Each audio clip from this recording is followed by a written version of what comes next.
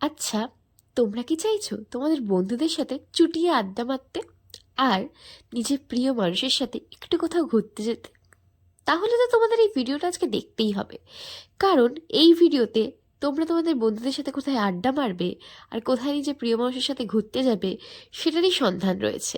তাহলে তোমরা দেখে নাও এই ভিডিওটা। তোমরা কোথায় গিয়ে আড্ডাও মারতে পারবে আর নিজের প্রিয় মানুষের সাথে ঘুরতেও যেতে পারবে। Hello everyone. তো আজকে আমি আর অদিতি কোথায় এসেছি? বিবাদীবাগে। আমরা মেনলি যাচ্ছি আজকে মিট ক্যাফে হল। আমরা অনেকদিন পর একটা ডেটে এসেছি দুজনে মিলে।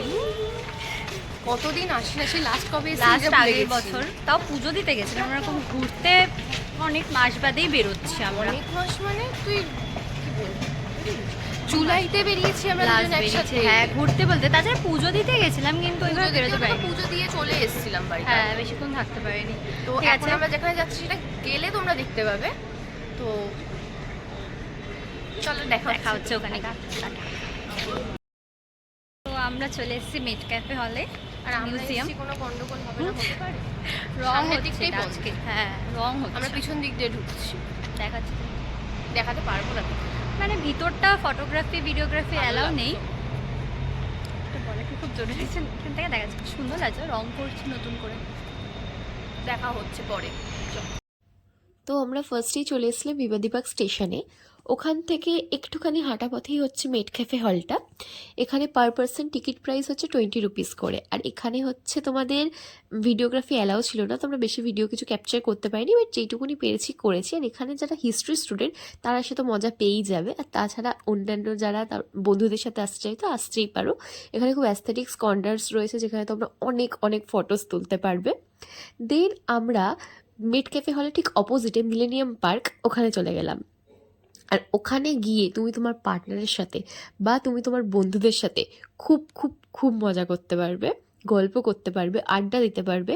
তো আর দেরি কিসে? আর এখানে কিন্তু একদম ফ্রি এন্ট্রি, ওকে? তো আর দেরি কিসে, চলে আসো তোমার বন্ধুদের সাথে বা নিজের প্রিয় মানুষের সাথে এখানে ঘুরতে। ঘুরে চলে এসেছি, আর আমরা যেখানে যাবো সেখানে তো কিছু না কিছু হবেই, হতেই হবে।